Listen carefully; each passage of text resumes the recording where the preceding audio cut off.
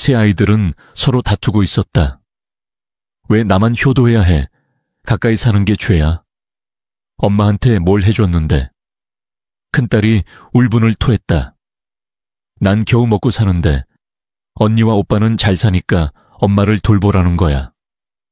하지만 너무 힘들어. 그녀는 한숨을 내쉬며 덧붙였다. 차라리 나가서 죽으라고 해. 지금까지 엄마한테 쓴 돈은 내가 다 갚았으니 이제는 직접 갚을게. 그들이 말다툼을 벌이는 동안 할머니는 조용히 앞에 앉아 있었다.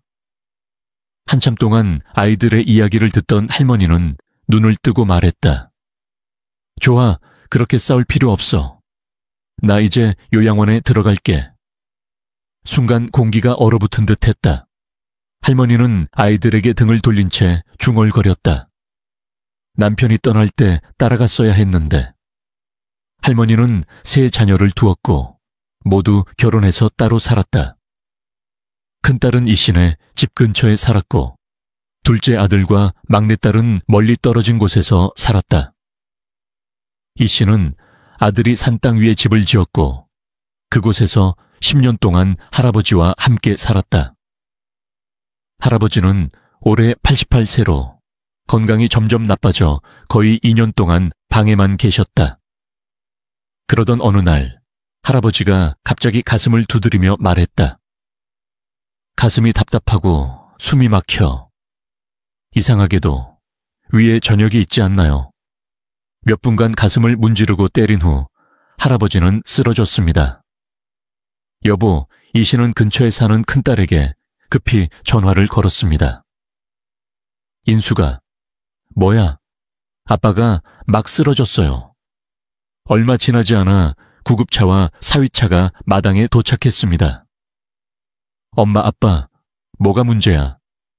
나도 모르겠어요. 갑자기 숨쉬기가 힘들다고 하면서 그렇게 쓰러졌어요. 딸이 발을 구르기만 했고 구급대원들이 할아버지를 옮기고 싶어 하지 않았어요. 이제 보호자가 들어가야 했는데 자지가 들어왔어요. 집에 왔네요. 나는 어머니와 함께 갈게. 숨쉬기 힘들어하는 아버지를 본 딸은 생각에 잠겼다. 전화할 테니 걱정하지 마. 괜찮을 거야. 구급차는 이 씨와 사위를 태우고 출발했다. 이 씨는 남편의 손을 잡았다. 오늘 저녁까지 함께 식사를 하던 남편은 눈을 감고 숨을 헐떡이며 쉬고 있었다. 여보, 눈 뜨세요. 남편은 대답하지 않았다. 강서방 사업에 멍하니 있던 이 씨는 사위에게 위로받았다. 괜찮을 거야. 시아버지, 내 말 들어. 사위는 괜찮을 거라고 그랬는데 이 씨는 예감이 들었다.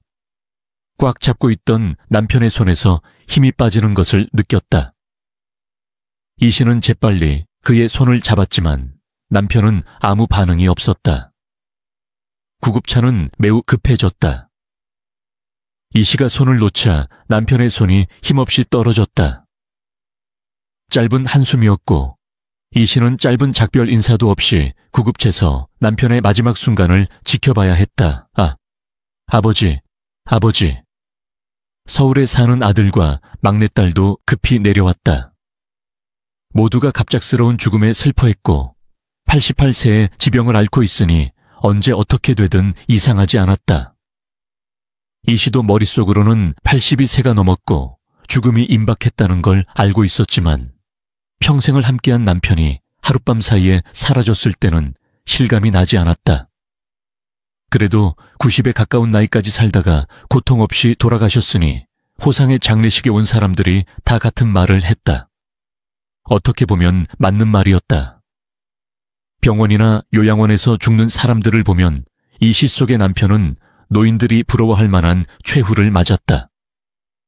아내와 평화로운 저녁 식사를 마치고 자신도 모르는 사이에 구급차에서 돌아가셨으니 아주 짧은 시간이었다. 그래, 사람들이 옳다. 나도 우리 집에서 살았는데 너무 조용했어. 아빠, 딸아, 뭐라고? 엄마도 없으면 어떡해? 장례식은 어떻게 치르지? 기억도 나지 않는 바쁜 나날을 보낸 이 씨가 남편 없이 집으로 돌아왔다. 엄마, 정말 혼자 잘 지내실 거예요? 아, 괜찮다고 해도. 장례식이 끝나고 아들, 딸들이 다이신에 집에 모였다. 아들과 막내딸은 곧 서울로 올라가야 하는데 발이 꼼짝 안 움직였다. 며느리 집에 며칠 가야지. 네, 우리 집에 와서 지내세요. 저는 거기서 뭐 할까요? 집에 있는 게 낫겠어요.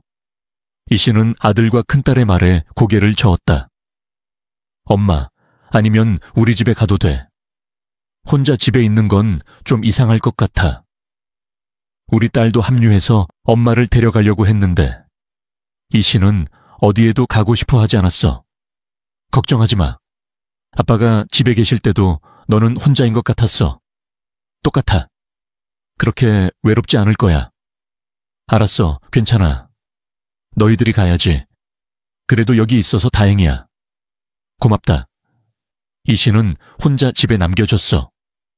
그래도 자식들 집에 가는 것보다 익숙한 집이 더 좋았어. 더 이상 변화를 원치 않았어. 이 집에서 남편만 없는 게 편해 보였어. 하지만 에덤 아덴의 집이 널찍하게 느껴지는 건 어쩔 수 없는 모양이야. 남편의 짐을 정리하고 그가 머물렀던 방을 치우고 나니 아주 조용해졌어. 처음에는 도로에서 떨어진 외딴 지역에 위치해 조용한 곳이었지만 남편이 없어도 조용한 곳에 핀이 떨어지면 큰 소리가 날 것 같았다. 이 씨는 TV 볼륨을 크게 틀고 살았다. 그녀는 자신을 돌봐야 할 노인이 없어서 편안하다고 했지만 마치 구멍이 난 것처럼 마음이 텅 비어 있었다. 다음 날과 그 다음 날, 이 씨는 집에 가기 전에 마당에 앉아 잔디를 바라보았다. 나는 들어와서 TV를 보고 나서 나가서 마당에 앉았다. 나는 늘 들어왔다. 여기서 혼자 할 일이 없었다. 친구를 만나러 나가려면 차가 필요했지만 이 씨는 차도 없고 운전면허도 없었다. 남편이 살아계실 때는 오토바이로 데려다 주셔서 불편함을 느끼지 못했다. 하지만 지금은 남편이 없으니 지루하거나 할 일이 있어도 마을을 떠나기 힘들었다. 버스 정류장까지 걸어가는데 30분이 걸렸고 나간다고 해도 버스를 타고 제대로 어디 갈 자신이 없었다. 하지만 할 일이 없는 늙은이라도 늘 집에만 있을 수는 없었다. 친구를 만나지 못하면 끝인데 문제는 이럴 때였다. 인수의 배가 어제부터 좀 아프니까 병원에 가야 할 것 같다. 소화불량이 아닐까? 매실을 먹어봐. 어제도 오늘도 다 먹었는데 아직도 아프다. 그래서 오늘은 너무 바빠. 내일 데려다 줄래? 이 씨는 뒤틀린 듯한 통증에 뱃속을 움켜쥐고 딸을 불렀다. 이제 딸 없이는 어디에도 갈 수 없잖아. 딸이 너무 바빠서 택시를 탈 테니까 택시 불러줄래? 아, 너무 아프다. 잠깐만. 지금은 안 갈게. 바쁘면 택시 타면 돼. 내가 갈 테니 잠깐만. 전화해. 전화를 끊고 차가운 땀을 닦았다. 보통은 딸을 귀찮게 하고 외출을 삼가곤 했는데 그럴 때는 공부가 늘지 않는 이상 집에만 있을 수 없어서 딸에게 전화하는 것을 주저했다. 정신이 나갔는지 앞치마를 하나 더 두르고 있었다. 엄마, 내가 먼저 가야 하니까 치료가 끝나면 전화해. 딸은 병원 앞에 이 선생님을 내려주고 돌아갔다. 등록 과정에서 길을 잃어서 치료를 받는 데 시간이 오래 걸렸다. 약을 받고 나올 때까지 1시간이 지났다. 딸은 병원을 나와서 딸에게 전화를 걸었다. 점심시간이라 바빠 보였다. 2번이나 전화했지만 받지 않았다. 택시를 타려고 했지만 지나가는 택시가 하나도 보이지 않았다. 병원 앞 벤치에서 오랫동안 기다렸다. 딸이 전화를 걸었을 때는 점심이 끝나 있었다. 엄마, 미안해요.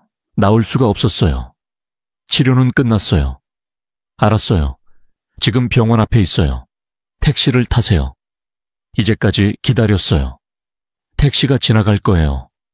그냥 택시를 부르세요. 그걸 할 줄 알았다면 처음부터 딸을 부르지 않았을 거예요.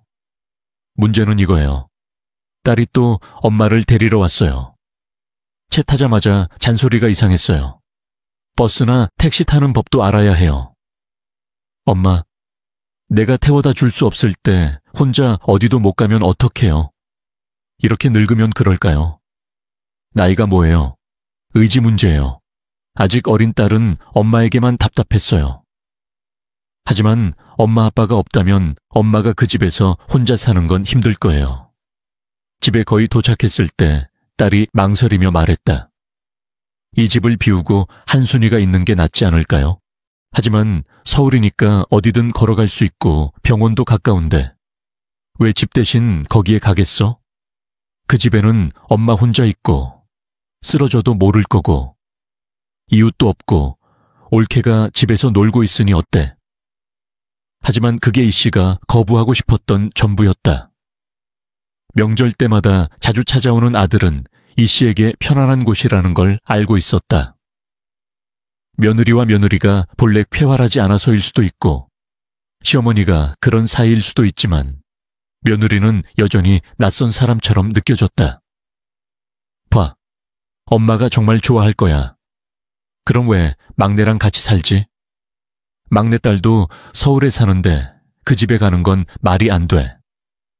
겨우 생계를 이어가는 아이에게 무슨 짐을 지우겠어.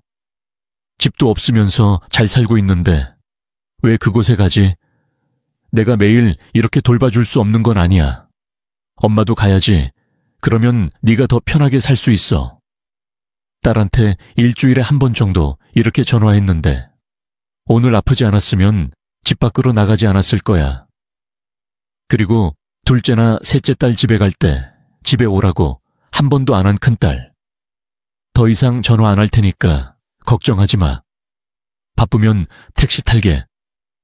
식당이 붐비니까 빨리 들어가. 그러면 딸도 받아줄 수 없었어. 이신이 딸을 보내고 집으로 들어왔어. 어쨌든 나는 우리 집이 좋았어. 언제 죽을지 모르겠지만 이신이 최근에 바란 건 여기서 살면서 눈을 감고 편히 지내는 거였어. 하지만 그 바람은 이루어질 수 없는 소원이 되어버렸어. 엄마, 보라가 미국에 좀 더 있고 싶다고 했고 땅도 많이 올랐으니까 이번에는 좀 팔아야 할 것 같아. 이 씨의 눈은 아들의 전화에 어두워졌다. 그녀는 10년 전쯤에 여기 땅을 샀는데 오랫동안 팔 필요가 없으니까 아들이 집을 짓고 죽을 때까지 살라고 했다. 그래서 이 씨의 아파트를 팔고 집을 지었다. 그런데 아들이 갑자기 땅을 팔아야 한다고 했다. 그럼 집은 어떻게 해야 할까? 집을 비워야 해. 그래서 전화한 거야. 너는 늙었으니까 아버지처럼 무너지면 큰일이야. 이제 집에 가서 눈에 보이는 집에서 살아. 살던 집을 갑자기 비우고 큰딸한테 가. 들어가라고 했어. 뭐야? 그 집은 우리 아빠가 짓지 않았어? 팔아도 돈 안 돼. 작고 낡은 집인데 쓸모없어. 그 낡은 집에 엄마가 사시잖아. 엄마, 왜 그래? 누가 사러 오면 팔아야지. 오랜만이다. 이씨는 말이 없었다. 내 아들이 땅 주인이었고 집값을 냈지만 서류상으로는 내 아들이었다. 그렇지 않더라도 아들과 법에 대해 다투는 건 불가능해. 인수에 대해 이야기했으니 누나한테 말해줄 테니까 걱정하지 마. 엄마, 이제 옆에 누군가 필요해. 그래서 몇 달 후 이씨는 그 집에서 쫓겨나서 큰딸네 집으로 이사를 가야 했다. 엄마, 지금부터 이 방에서 지내. 내 딸이 두 자식을 시집 보내고 사위랑 같이 살고 있었거든. 2층 건물의 1층은 식당이고 2층은 주택이었다. 이씨는 결국 손녀가 쓰던 방에서 지내게 되었다. 내 딸과 사위는 대부분 1층 식당에서 시간을 보냈고 저녁에만 2층으로 올라와서 잤다. 그래서 이씨는 처음에는 내가 살던 집이 이곳과 크게 다르지 않다고 생각했다. 엄마, 밥 먹어. 1층에서 2층까지 전화하는 딸에게 전화를 끊고 이 씨는 심호흡을 했다. 1층이 식당이라 밥 먹을 때마다 계단을 오르내려야 했다. 무릎이 아파서 평지에서 천천히 걷는 것도 힘든 이 씨는 매일 계단을 오르내리느라 힘들었다. 매일 아기를 먹어야 해서 하루에 3번씩 신음소리를 냈다. 평지에서만 사는 노인이 하루에 몇 번씩 계단을 오르내리는 건 쉬운 일이 아니었다. 하지만 육체적 피로는 정신적 피로에 비하면 아무것도 아니었다. 식당이 문을 닫은 날은 딸과 사위가 2층에서 쉬어야 했는데 마표는 이 씨 때문에 쉬지 못하는 듯했다. 그냥 아무것도 없다고 생각하고 쉬었다. 이유식을 다 먹을 필요 없으니 먹을 때 숟가락을 올려놓으면 된다. 아니, 시어머니, 쉬세요. 그런데 밤늦게 딸과 사위의 대화를 우연히 엿듣게 됐어요. 얼마나 오래 갈까요? 이렇게 살 거야. 근데 너무 불편해. 있는 줄도 모르고. 뭐가 불편해? 너한테는 그럴 거야. 엄마하고 같이 살라고 하면 불편하지 않아? 그거랑 똑같아. 진짜 뭐가 달라? 시어머니가 그렇게 불편해하는 건 당연해. 그럼 내가 뭘 하라고? 갈 데 없는 엄마를 내쫓아. 왜 시각장애인이 갈 데가 없어? 네가 외동하냐? 우리만 시어머니를 모셨어. 우리 집 근처에 살았으니까. 형부와 형수는 뭐야? 시아버지 돌아가시면 다른 자식들이 시어머니를 모셔야지. 물론 그럴 거라고 생각하지만 한수가 그럴 수 없다고 했어. 막내가 안 됐다고 했지만 나는 충분히 참았어. 내일 당장 처남한테 전화해. 시어머니는 외아들이 돌봐줘야지. 대화는 엉성하게 흘러갔다. 이 씨가 듣든 안 듣든 상관없지만 들으려고 하지 않아도 들릴 만큼 큰 소리로 대화했다. 애초에 시어머니 사는 땅을 판 아들이 어떻게 책임감이 있겠어? 이렇게 시어머니를 그렇게 보내면 끝이다. 나도 믿을 수가 없다. 어쨌든 우리는 충분히 했으니 어머니를 데려가. 알았어. 내일 이야기해볼까? 다음날 큰딸이 아들에게 전화해서 이 씨를 데려가라고 했다. 하지만 이 씨는 거절할 입장이 아니었다. 그냥 서서 사위가 편하다고 할 수도 없었다. 그래서 한 번도 의견을 묻지 않고 아들 집에 가기로 했다. 어머니가 자식이 많으니까 각기 다른 집에서 사는 게 좋을 텐데. 명절에 갈게요. 큰딸이 그렇게 말하니까 나는 많은 곳에 묻지 않고 그냥 좋아요. 그렇게 합시다. 라고 했습니다. 이 씨는 짐처럼 집집마다 옮겨 다녔습니다. 딸이 둘이라고 들었는데 둘 다 미국에 있다고 했습니다. 그래서 큰 집에 아들과 그 아내만 살았습니다. 엄마, 내가 일하러 갈게요. 너는 쉬세요. 아들이 이른 아침에 일하러 가니까 이 씨와 며느리만 집에 남았습니다. 엄마, 내가 할게. 그냥 있어. 아니, 너는 쉬세요. 그냥 이거 치우세요. 도움이 되고 싶어요. 며느리가 치우고 있는 이 쓰레들을 멈췄습니다. 부지런히. 움직이든 가만히 있든 며느리는 이 씨에게 불편함을 느꼈습니다. 이 씨도 며느리의 기분을 지켜봐야 해서 가시가 있는 침대에 앉아있는 듯 했습니다. 혼자 지내던 그녀에게 갑자기 며느리의 기분을 봐야 하는 건 힘들었겠지만 며느리도 죽고 싶은 심정이었을 것이다.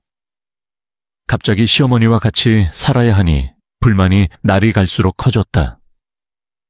이 씨 아들이 출근하면 급하게 밥을 차려 먹곤 했는데 이제 시어머니가 계시니 제대로 된 밥을 차려야 하고 소파에 편안히 앉아 TV를 보는 것도 쉽지 않았다. 처음부터 이렇게 사는 게 쉬울 거라고는 생각지 못했다. 딸과 사위도 불편해했는데 며느리라는 이유만으로 시어머니를 편안하게 모실 수는 없었을 것이다. 엄마는 어디로 갔을까? 주말 아침부터 보이지 않던 며느리의 행방을 아들에게 물었다. 아, 엄마는 잠깐 부모님 집에 간다고 했다. 그녀는 잠을 잔다고 했지만 며칠 후에 돌아올 거라고 했다. 하지만 곧 그녀는 아들이 전화 통화하는 것을 듣고 무슨 일인지 알았다고 생각했다. 그녀가 그렇게 떠나면 내가 어떻게 하길 바라. 엄마는 나를 불편하게 한 적이 없는데. 뭐가 불편해? 왜 나를 데려가? 우리 엄마는 아프지도 않고 네가 돌보지 않았어. 내가 이래서 어쩔 수 없었어. 그럼 갈 데 없는 엄마는 어떻게 해야 하지? 땅을 팔라고 졸랐겠지. 아, 막내야. 내 사정을 너무 잘 알고 있는데 어떻게 데려갈 수 있어? 빨리 돌아와. 내 엄마 밥은 어떻게 준비할 수 있어? 며느리는 들리지 않았지만 듣지 않아도 안다고 생각했어. 2살도 안 됐는데 다들 돌보기 힘들어하고 누군가 데려가길 바라는 것 같았어. 집안일을 도우려고 애썼지만 어쨌거나 짐이 되는 것 같았어. 네가 데려가. 막야. 결국 아들은 막내딸에게 전화를 걸었습니다. 그는 제 상황을 알고 있었지만 엄마를 돌보라고 했습니다. 재정적으로 어려움을 겪고 있던 막내딸은 어리둥절해 보였습니다. 내가 했어. 어떡하지? 이제 새 시누이가 시댁에 갔고 집에는 나와 엄마뿐이야. 새 시누이도 재밌어. 엄마를 돌본 적이 있다면 모를 텐데. 네가 집을 나간 지 얼마나 됐어? 봐. 엄마가 얼마나 힘들었을 거야. 그래도 아들보다 딸이 낫지 않아? 엄마를 데려가. 아들과 막내딸이 전화로 투덜거리는 게 들렸어. 언니한테 다시 말해. 봐. 난 정말 상황이 안 좋아. 눈 속에서 집에 있었는데 여기 왔어. 어떻게 데려갈 수 있어? 이번 주말에 같이 갈게. 이렇게 이 씨의 세 자녀가 주말에 모였다. 모인 이유는 하나뿐이었다. 누가 이 씨를 데려갈까? 이 씨의 바람을 고려하지 않고 그녀의 행방을 정하는 자리였다. 거기 이 씨는 심어둔 보리 자루처럼 앉아 있었다. 올케가 너무하지 않아? 며느리가 시어머니가 불편해서 집을 나설 수 있어. 그게 다야. 요즘 세상은 정말 좋아졌어. 그렇게 쉬운 거라면 네가 그렇게 하면 또 뭔 소리야. 그러면 생활비 다 줄 거야. 생활비 주면 엄마 데려갈 수 있어. 이 씨는 그들이 싸우는 걸 그냥 지켜봤을 뿐이야. 처음에는 매형 때문이었어. 엄마랑 그 큰 집에서 사는 게 뭐가 편해. 엄마가 불편해서 그냥 나간 건 아니야. 왜 남편 탓을 해? 이제까지 매형이 엄마 일이라면 다 옆집에 살았으니까 이제 와서 탓하는 건 뻔뻔한 거야. 나도 할 말 있어. 왜 이러는 거지? 서로 탓하고 내 탓이라고 하는 걸 지켜보는 이 씨의 표정이 복잡해졌다.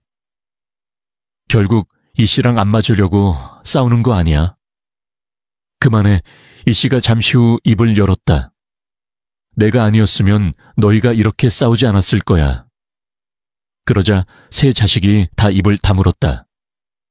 내가 직접 처리해 줄게. 그러니까 그만해. 너희가 어떻게 처리해? 아들이 묻자 이 씨는 머뭇거리다가 입을 열었다. 요양원인데. 이제 너희들은 그냥 무시하고 살아. 그러자 다들 놀라서 하나하나 말했다. 요양원이 뭔데? 뭐라고? 아이가 3명이나 있는데 왜 요양원에 갔어? 너희 중에 늙은 엄마를 돌볼 사람이 있니? 그러자 다들 화를 냈다. 아니, 그러니까 내가 직접 처리해 줄게. 그만해. 더 이상 여기저기 돌아다니고 싶지 않고 너희들에게 짐이 되고 싶지 않아. 아이들에게 짐이 되어서 미안하다는 생각보단 짐처럼 대우받는 게 슬프다. 내 늙은 몸에 의지해서 너희들을 힘들게 하고 싶지 않고 너희들이 이렇게 싸우는 걸 더 보고 싶지 않아. 너희 둘이 요양원에 가는 게 나을 것 같아. 너희들이 통장에 넣어둔 돈은 내가 다 모아놓았어. 이걸로 죽을 때까지 요양원에서 지낼 수 있을 거야. 이걸로 모자라면 이 세상을 떠나겠어. 후회는 없어. 이 세상에서 늙은이로서 할 수 있는 게 없으니 사후세계에서 할 일을 찾는 게 옳을 것 같아. 그러면 이상한 일 안 보고 살 수 있을 거야. 그러자 새 자식이 또 싸우기 시작했어. 그러니까 언니가 나한테 잘해줬다면 왜 그런 말을 해? 같이 살아본 적도 없는데 왜 우리에게 이러는 거야? 돈이 없으면 중간쯤에 방을 구해서 돌아오는 게 낫지 가는 게 나을 거야. 심지어는 떠드는 이 씨를 스튜디오에 두고 차례를 정하자고도 했어. 멈출 수가 없었어. 그런 말 듣고 살아야 하나? 평생 너희를 부양하며 키웠는데 이제 너희가 셋이 되어서 엄마 한 명 때문에 서로 미루는 거야. 내가 너희 집 여기저기 돌아다니는 걸 좋아한다고 생각했니? 내가 아무 말 안 하고 참은 이유를 몰라. 이젠 네가 언제 날 돌보든 상관없어. 그냥 돌아가. 더 이상 너한테 기대하는 것도 없어. 네가 돈 버느라 바쁘니 혼자 살아. 만약 네 아빠가 이런 상황을 봤다면 아마 땅에 쓰러져 울었을 거야.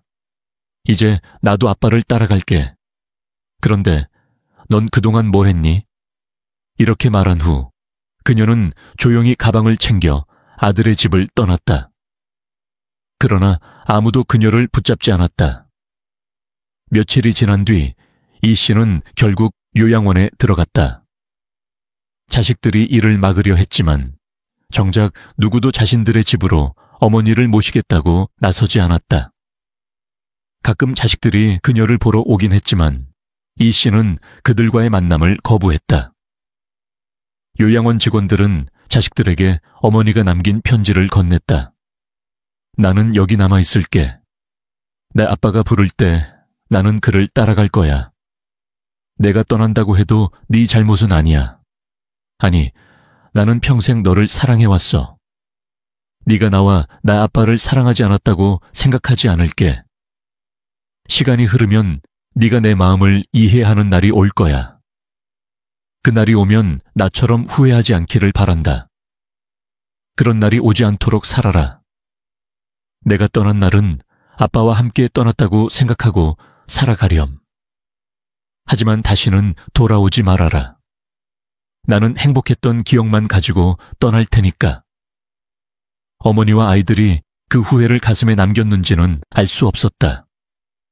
하지만 어머니가 생을 마감할 때까지 그들은 다시는 그녀의 얼굴을 볼 수 없었다.